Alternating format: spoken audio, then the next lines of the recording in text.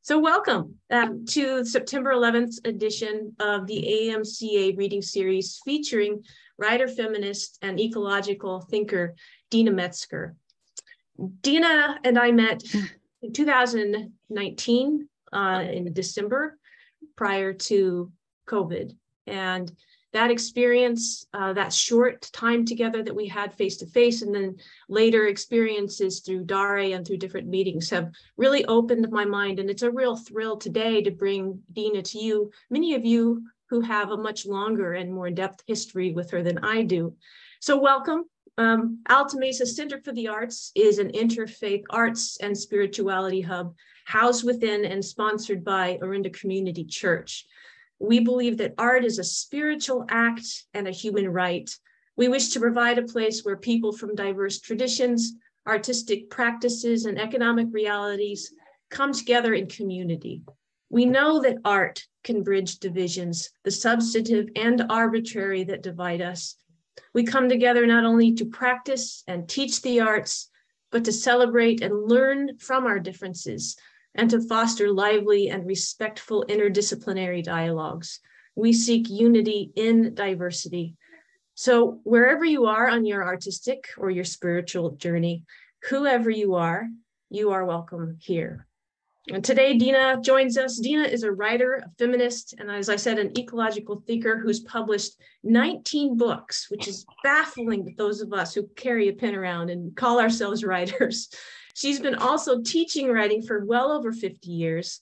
My way into Deena's work was probably through a book called A Reign of Nightbirds. It might have been the second or third book I had read by Deena, but it was the first book that led me back to start rereading some of her earlier works. Today, we're here to talk about La VIEJA, A Journal of Fire, which is her latest novel. I'll put that in quotes because this book really does defy the boundaries of genre as we know them, and I think in a very good way.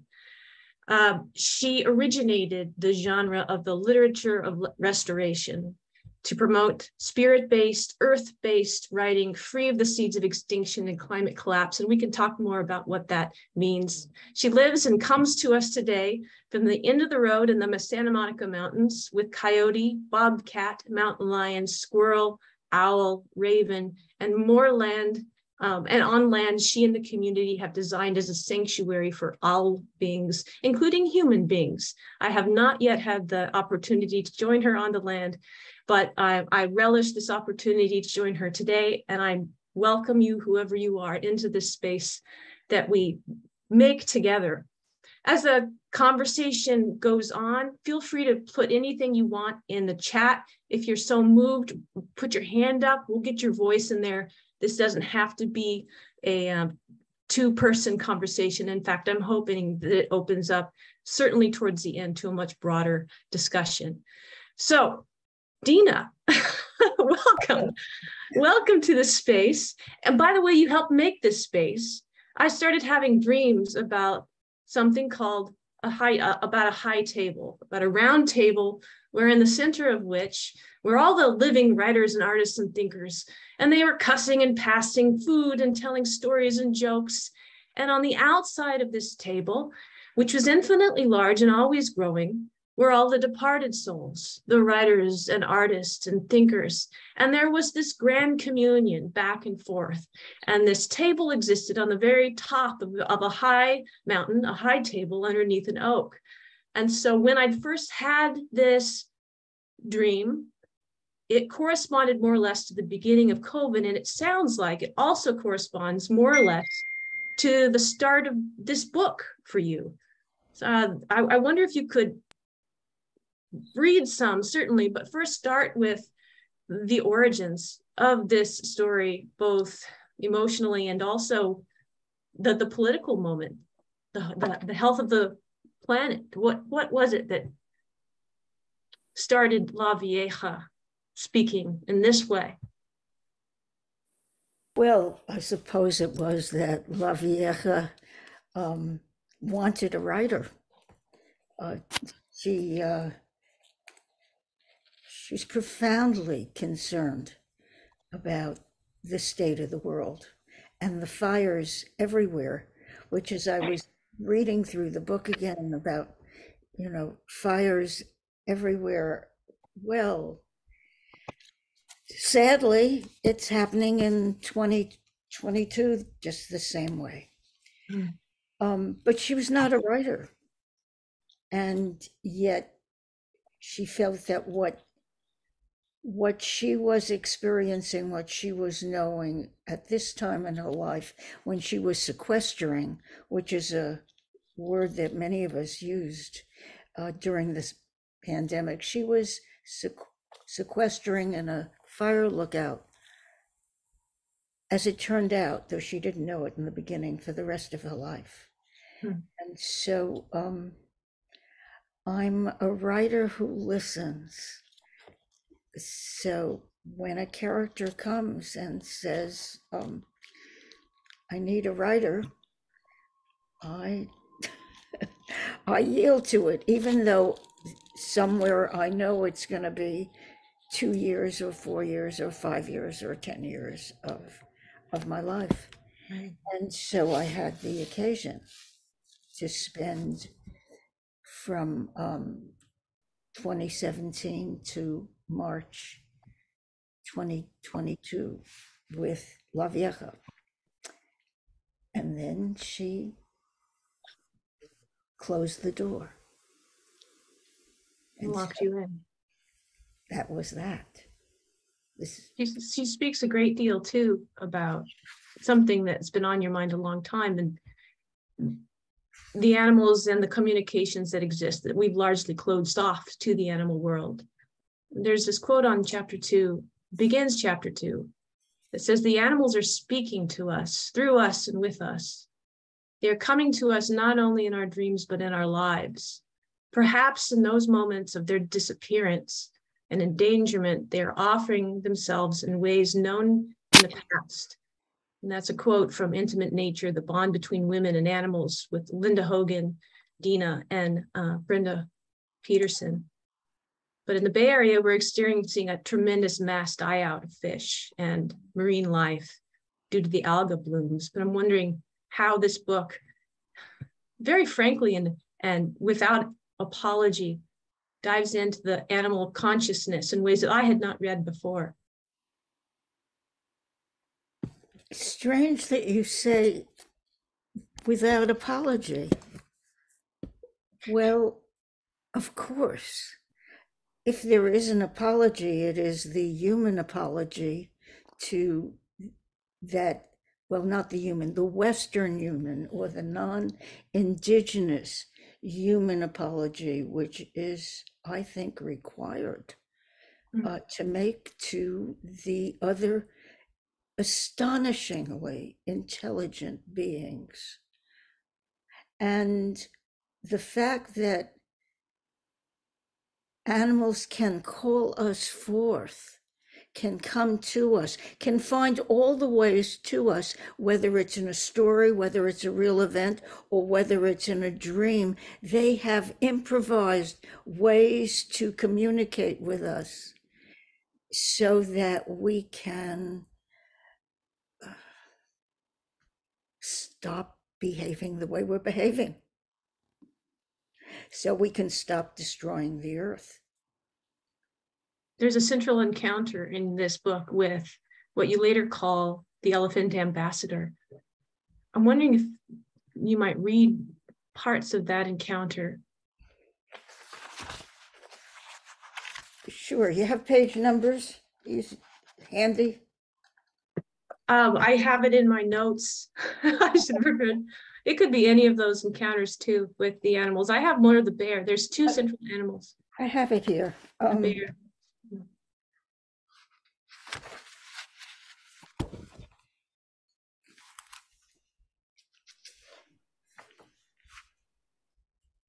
Well, what I'm about to speak about is not fiction. This is an event. These are events from my life that I experienced also with other people's. So I had a sense, and many of you have heard the story, so I'll speak very briefly of it. I had a sense that I wanted to sit in council with the elephants. And I was in contact with a medicine person in Zimbabwe. And he said, "What does that mean?" And I said, "I have no idea what it means." But he knew that it meant that we should go to Chobe in Botswana. And so we did. And we had a remarkable encounter with an elephant who was with us for about 30 minutes and with whom I spent those 30 minutes eye to eye in what could only be understood as communication that the elephant initiated. I showed up, but the elephant initiated it. And so we called him the ambassador because we understood. And over other meetings, 12 perhaps, always the same way, going to Africa, being in a place, hoping to make connection the last hour of the last day. Something happens. There is a narrative event. And that is an incredibly articulate moment. So I had another sense that I should go to Africa and be in contact, this time not in Botswana, but in another preserve in South Africa called Tula Tula. And this is what I said to the ranger when I was there. "We have been instructed upon arrival to go with you to a neutral place that you know and wait for the matriarch to appear. When she does," you understand this is the matriarch elephant, "when she does, I am to introduce myself and my people, briefly describing our history and intent. You know how this is done with a minimum of words, if any. We will open ourselves fully, and she will read who we are. Then I am to ask permission to be here and to be among them. We, my people, Cynthia Travis and I, are to pledge our willingness and commitment to honor her and her people's sovereignty, to take nothing from her or her people, and to commit to protect them from such as we are as best as we can. Nothing less will gain us entrance to this." Someone needs to mute. Oh, okay. So I'm going to read that last sentence. Yeah, please. Thank you. "We are to pledge our willingness and commitment to honor her and her people's sovereignty, to take nothing from her or her people, and to commit to protect them from such as we are as best as we can. Nothing less will gain us entrance to their domain." And in fact, when we were in Tula Tula, as the book chronicles, she came and we were given permission to be with her. And then at some point, after we had been there a while, she came around to the truck again and she said, without words, but most clearly, "Do you know," she asked, her eyes piercing, "how hard it is to be the matriarch for my people when I can't find water for them to drink, and I am unable to leave this preserve to search for it, if it exists anywhere at all, if your people haven't consumed it all.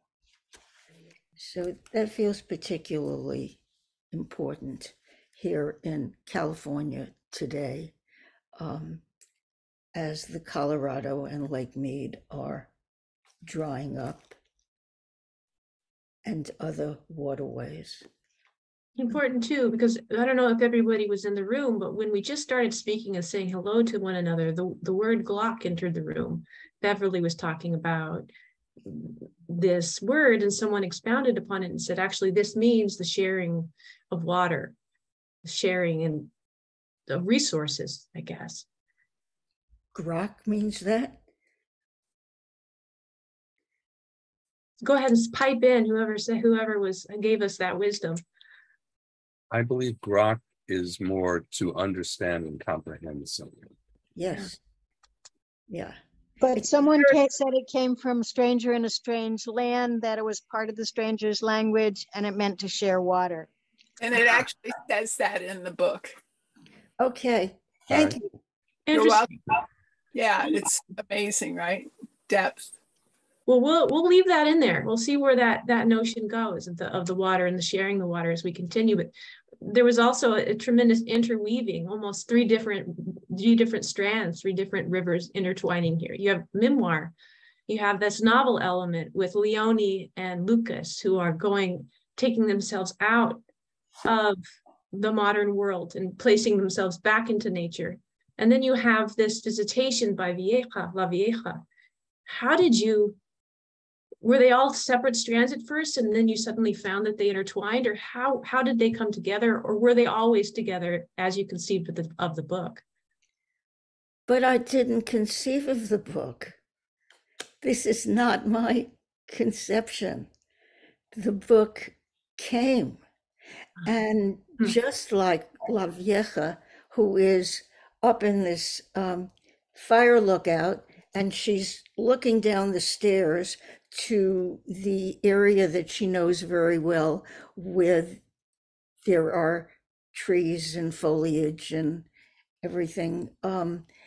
And suddenly she sees two people that are down there. Only when she looks more closely,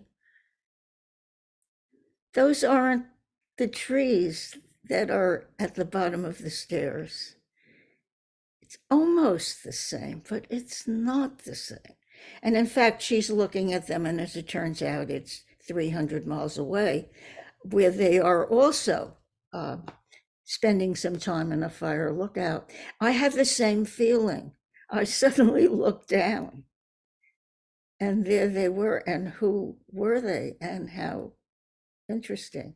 So, at some point when you're a writer, you really give up the idea of your will, what you want to say, what you want to talk about, the big eye of Western culture.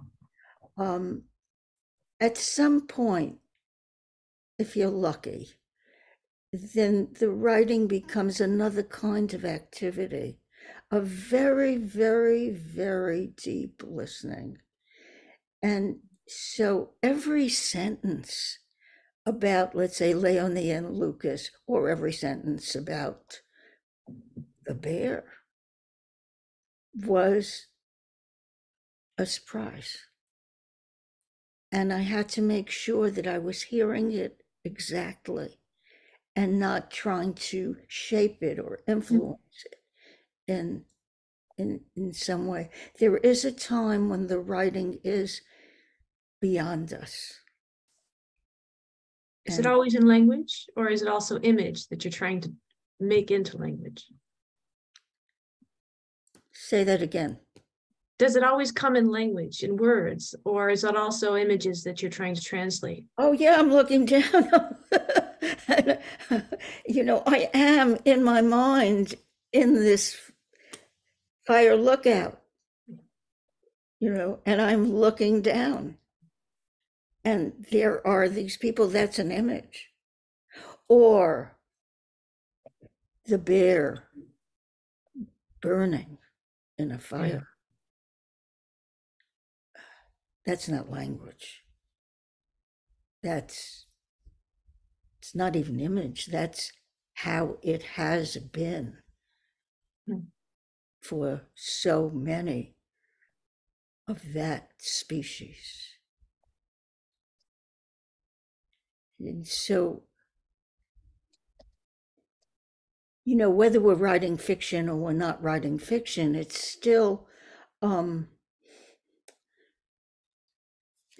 attempt to get at the reality of things that we so often disregard. Things like the sentience of beings other than human beings. Exactly. And things like their suffering from our activities. Willow had a statement in the chat, and she also has a question. She says, the book is your reception, not conception. That's a beautiful. Oh, that's beautiful. Of it. Willow, would you like to come into the room? Yeah, and I also said, Deena, this is your unique Kabbalah, receiving. I think it's so important what you said about you're not conceiving it, you're receiving it. That's Kabbalah, and I know you're a Kabbalist. Thank you, Willow. Thank you.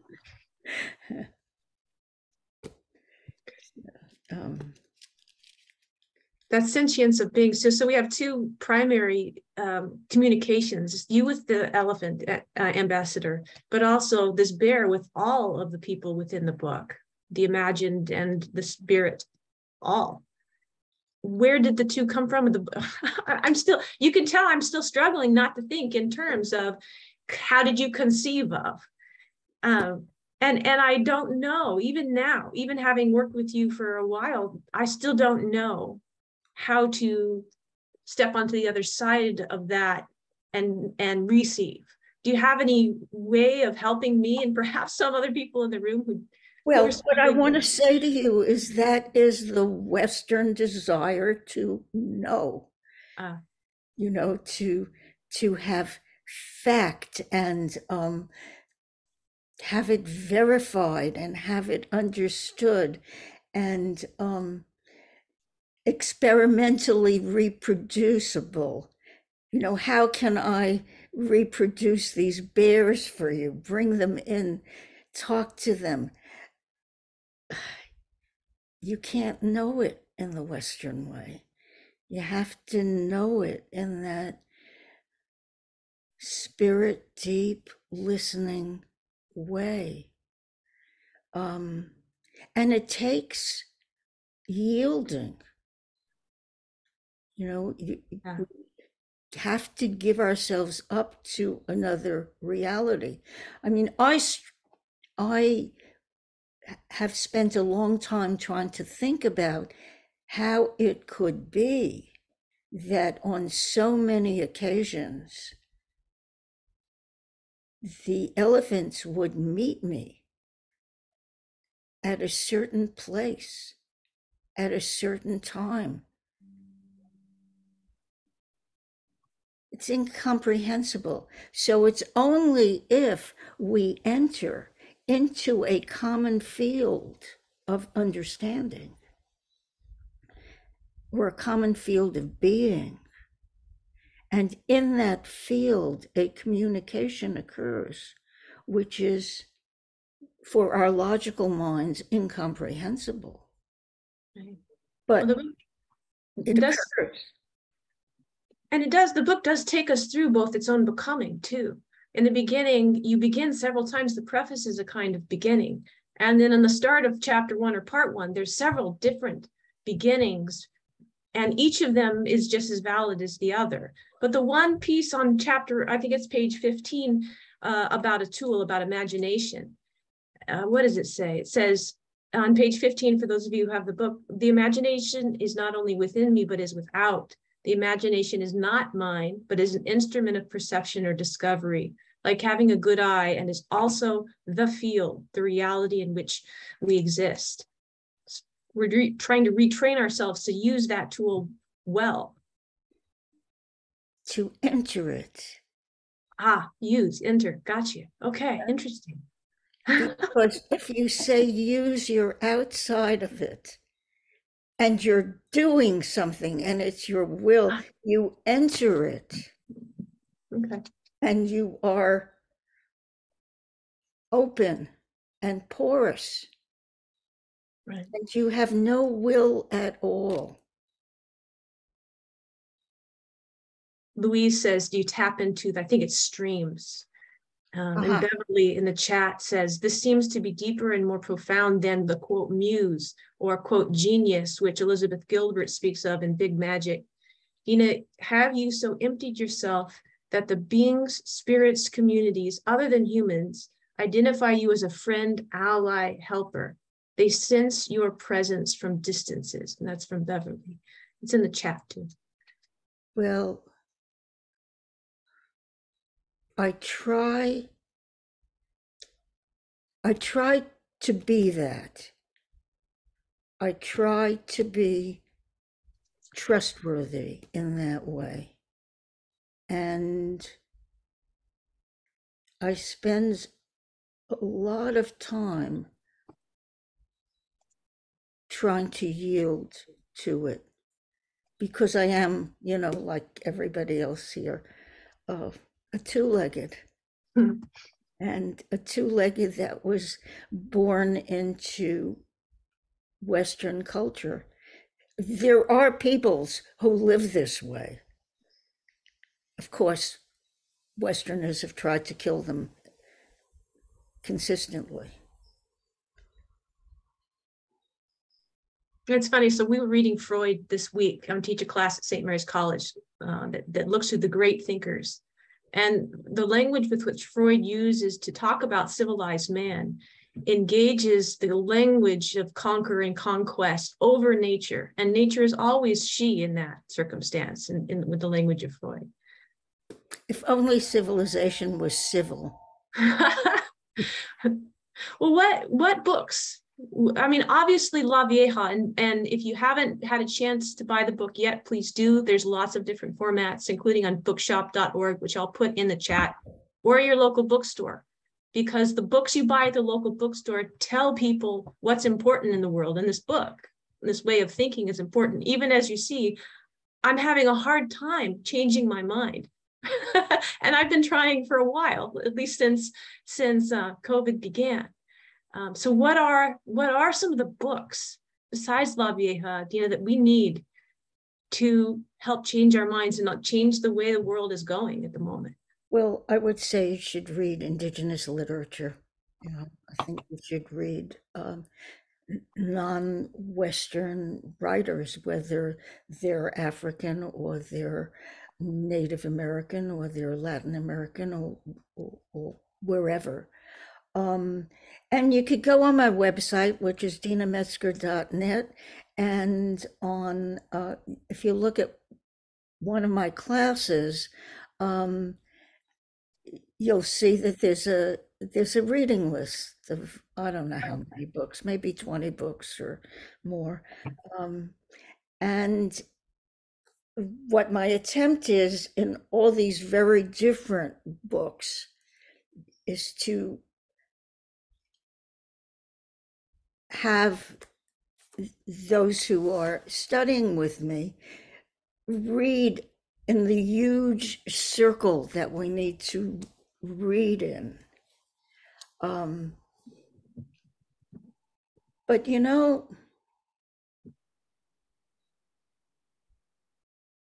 it's not about reading. This is about listening. It's about going outside. This is not about footnotes. Academia. We have to respond in different ways. We must step out of this cultural mind. Let's go back to the book on that note, because you have two characters who do just that in Lucas and Leonie.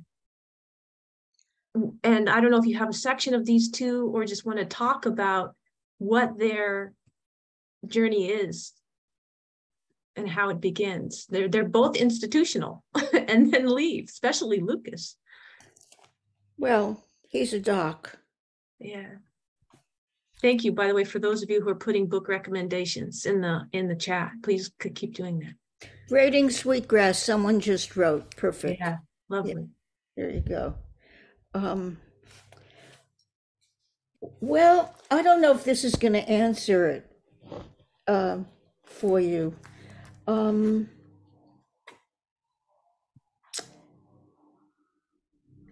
I want to read a few lines about from the bear's point of view, instead of answering you from, once again, a human point of view. Perfect. So I'm going to skip around in this area. I'm on page 161.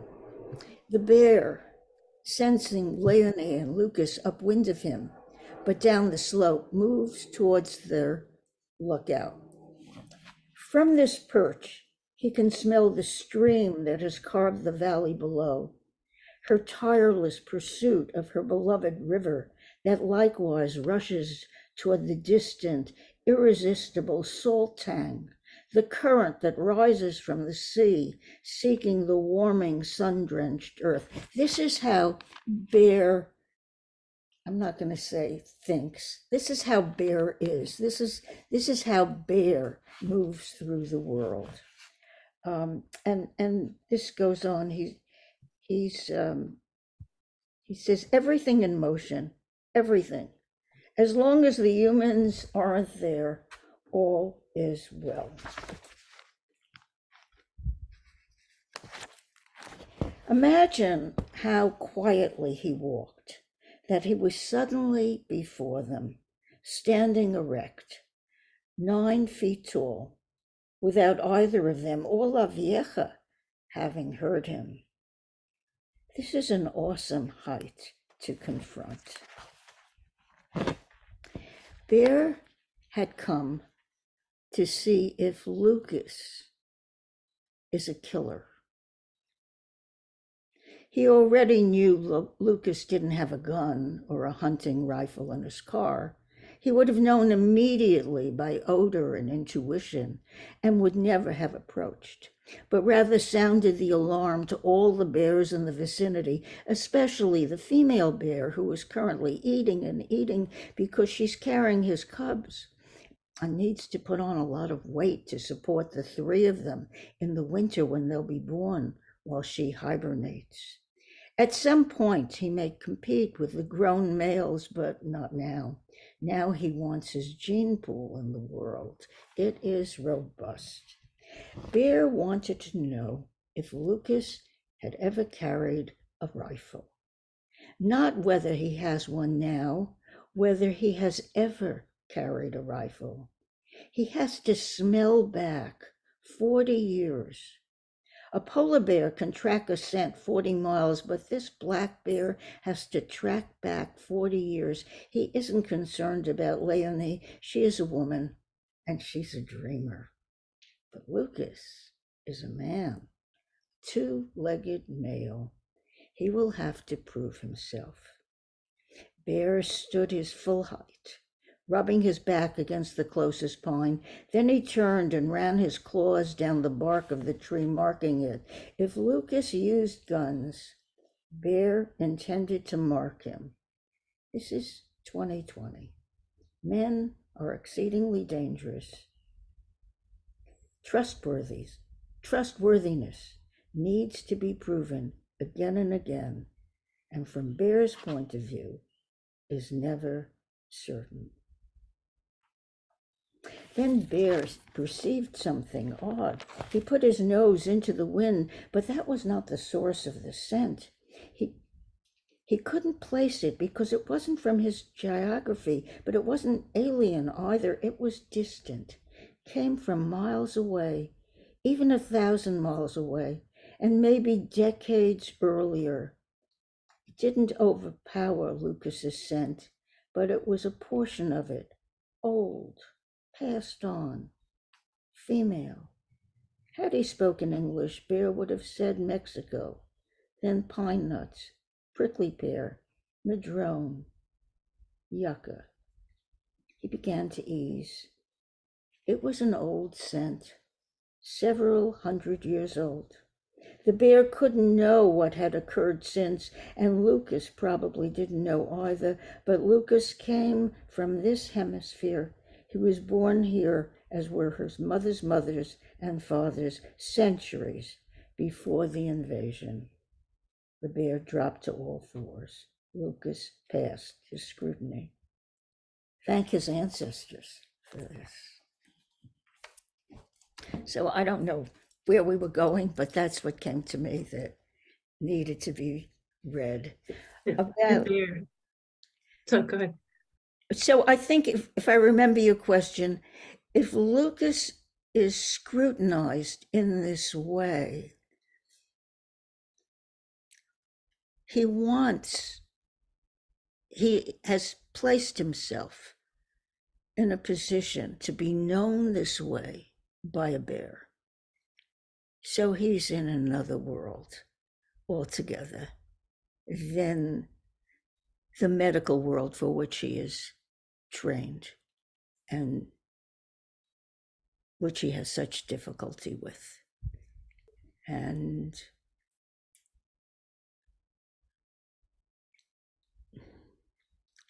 I don't know how we speak about what happens with Leonie and Lucas, because I don't want it to be that simple thing, oh, they went native.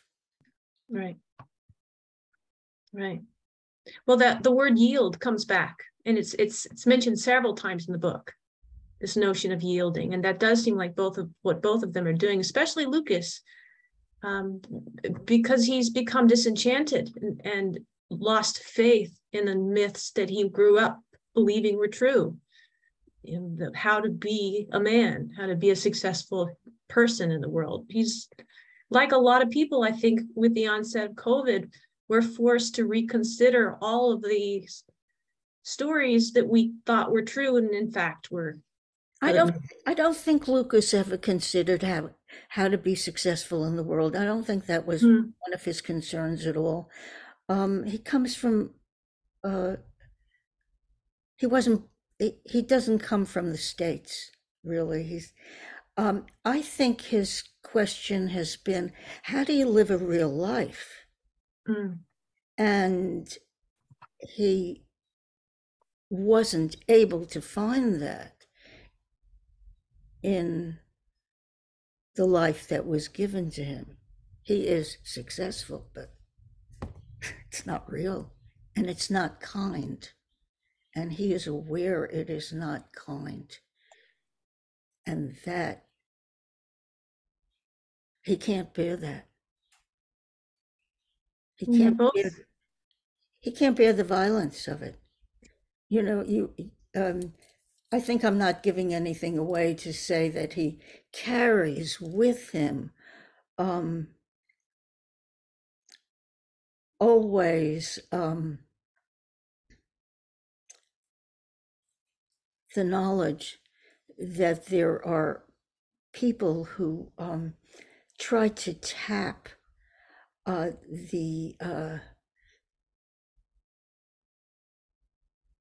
now I've lost the word, the gland, it's not the pancreas in the bear.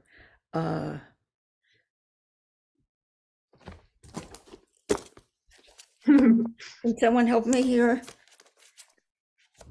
The gallbladder? Thank you. Exactly, yes. Thank you, Mark. And that human beings would do that to an animal and have an ongoing wound to get something they imagine will heal them. He can't live in that world. And his people didn't live in that world. But now, in a sense, there's no choice because we overwhelm. So he's looking for a real life. And Leonie is looking for a life that accords with her dreams. And she dreams the bears. And even she, late in the book, 249 is where I'm looking. She seems to, it's an interesting, I was curious about this passage. She lost faith in the mystery that had cleaved them. She would be instantly, hopelessly, irreversibly lost. She did not know where she was. That was an understatement. There were no signposts. She'd never been here. There was no path except for the waters. Still, she went forward, even more slowly than before. And when she came to a juncture with the stepping stones, the water burbling white around them, creating a walkway from one bank to another, she took it. Bear had crossed earlier. Somewhere close, she could smell him on the froth of the raucous waters. So there, he seems to be a guide for both, as the elephant was guide and continues to be guide. Right. Well, he is the sacred animal of that territory, just as elephant is the sacred animal of the savannah. That's the intelligence. And so, ultimately we call him the bear who summons. Mm-hmm. So he is a guide, but he also summons. I'd like to ask people not to keep putting books in the chat. Yeah, Okay, because we're just getting distracted, and then again, we want to know things, and we have lists sure. because it makes us feel good. And I would rather you all went outside, or okay. Yeah. So. I had a question, but let's see. There's probably questions in the room, and I don't want to dominate the whole hour with Deena. But I can't emphasize enough just how fascinating and engrossing this book is. If you haven't had a chance to read it yet or buy it yet, please do. It's like nothing I've ever read, and I read a lot. and it's opening my mind to new ways of speaking and thinking. But I do remember that one question before we open it up, and that is, what hope is there for the man or the woman whose ancestors are in fact the conquerors? Is there hope that those people too can learn to listen with the same generosity and openness and yielding as indigenous peoples? I don't think that's an important question. I think it simply is that those who are not indigenous must do everything they can to free themselves from a terrible lineage and inheritance. And we just do it.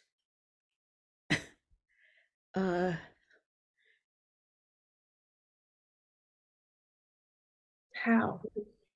When you say what hope is that, who's asking the question? Are you asking the question, or is that a native person asking the question? Or is that Bear asking the question? What hope? So let's hear it from Bear's point of view. Bear is waiting for all of us, and Elephant is waiting for all of us, and Earth is waiting. And that's what matters. That's what matters. Our hope for success does not matter at all anymore because things are so dire. And that's it. The reason I'm saying all this is because things are so dire. And that's what La VIEJA is saying. She has gone up to this fire lookout because she wants to look in all directions, including the past. She wants to see all the fires we set and all the fires we are setting now. Can we put them out?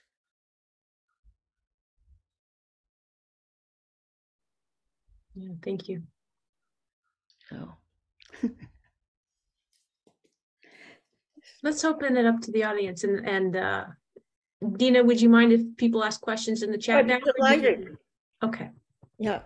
As long as I don't have to read the chat, someone else will. No, I'll keep an eye on it and Okay. have it up. So feel free to raise your hand or enter the conversation through chat, and I'll try to find you. There's a lot of pages.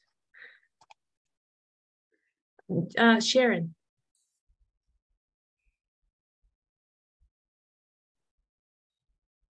Can't hear you, Sharon. Can't hear you, Sharon.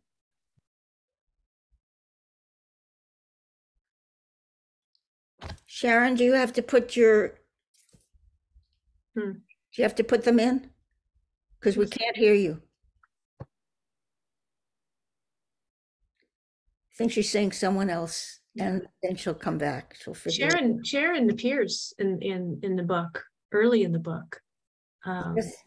And Well, it introduces another way of knowing. Because Sharon's a diviner. Yeah. So she did an I Ching reading, which was essential to the book, and so of course it ended up in it. You know, because if you don't know how to proceed, which is also what you're asking, how do we proceed? Well, then you go to some real forms that can help you. You go to divination, you go to dreams, you go to listening. Yeah. Any other questions? Monona. Yeah, I'm curious, as you've been writing over many years, how is your language or your words or your approach to how you use language, how is that changed or changing? And was there a moment where you said this language isn't serving me anymore and I have to find new language? Or yeah, I'm really curious about that. Well, you know, in my work with the literature of restoration, I'm so aware that the English language, at least the way we have structured it, is very combative, you know, and that we, quote, weaponize and we militarize. That's how we speak. We speak about conflict all the time. When you're in an ordinary literature class or writing class, you are told you have to come up with a central conflict. So in English, we can't imagine that there would not be conflict, that isn't the core of how we live. So in La Negra y Blanca, one of the characters is a Tzutzil Maya woman, and she speaks the language of flowers. So her language is filled with the beauty of the floral world. And in fact, she was a real person, and she had had a child with Mario Monteforte, and the Guatemalan writer and novelist, and also former vice president. And he wanted to marry her after the child was born, and she wouldn't marry him because she was not going to live that life. She was not going to live the life of Spanish. She was going to speak her language. She was going to live within her language. And so she stayed at Lake Atitlan. And that's one of the themes of La Negra y Blanca. And I think that's one of the places where I started writing about language. And started being aware how the language we learn determines our culture and how we think, and how, again, we have to learn to be so thoughtful about the words that we use. Um,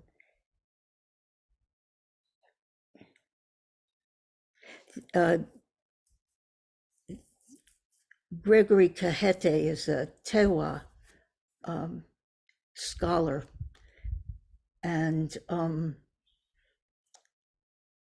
he speaks about the native science is one of his major books, and he speaks about how indigenous cultures have a concern with resonance, with relationship, with interconnection, not with conflict. So it's a very different world.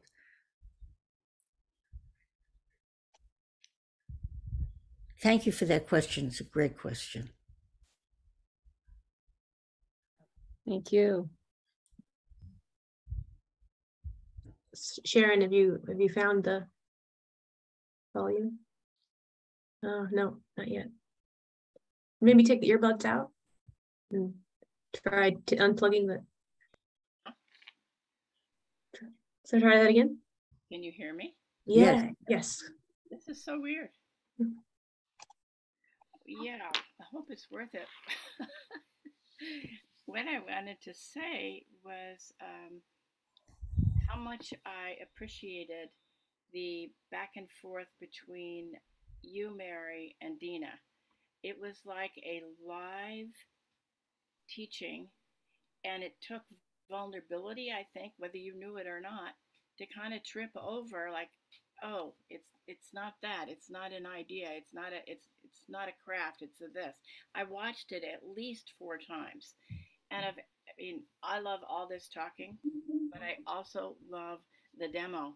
It was oh my God, that is the work, right? Those little changes in language. If we talk about language, the language we use to ask the question about the book that changes everything is really central. So I loved every foray you took, Mary, and Deena, that you stepped right in. Like, you, of course, you're not very shy, but still.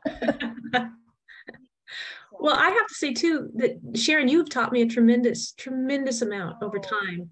Okay. And one of the things that Deena has introduced me to is a council of women and elders, into which I'm stepping as a student and learning very slowly and in fits and starts. I don't know, Deena, if you want to speak about council, because I think it does speak to, you know, my pleading question, like, what do we do now? How do we learn to listen? What is that process like? I think not what do we do, how do we be? Right. Because we should not do anything. Everything we've done has been quite awful. Let's stop doing. Let's just be. I want to say, by the way, parenthesis, Mary is a wonderful novelist. She's a really wonderful writer, and she works with all of this, and she works with the land very deeply in her work. So, yeah, that. But that it's exactly that question about language that was asked. What do we do is what we say in this language. And how shall we respond so differently? You know, how do we respond from the heart, not from the head? A word that I use all the time, and it may be my word, is heart mind. So that the the writing that is coming through me now comes through a heart mind. And when I try to feel into the place of the heart's intelligence, different language is called forth, and different stories, and different ways of being. That's beautiful. We're just about at 5 o'clock. I'd love to hear one more question if it's in the audience. I think that we've had a lot to chew on, which is lovely. Again, the book is for sale both at bookshop.org, also at all of your local bookstores, including Orinda Books. If you live in the area, there'll be many copies on hand there. I can get you one and send it to you if you don't. So just let me know if you want me to do that. Upcoming at Alta Mesa Center for the Arts, we have Jory Lewis, Slaves for Peanuts, wonderful book that Lillian Howen is going to be in conversation soon. I'll leave all the announcements to the program. You can look back later, because I'd like to stay, I think, as I speak, stay in this place rather than moving forward. I just want to thank Deena. I want to thank all of your presence here today. I would love, if this conversation is one you would like to consider, please look Deena up. If this conversation is one that you would like Alta Mesa Center for the Arts to continue, please. I would be absolutely thrilled to host conversations like this on a more intimate level at AMCA. Why don't we unmute? Let's give voice to our appreciation for Deena, even if it's going to be raucous and crazy. And we can stick around for a few minutes too. This is not goodbye by any means, but thank you, Deena. Thank you. Thank you to all the people in the room Thank you, everyone, for being here. It's just really so. Thank you, Deena. Thank you.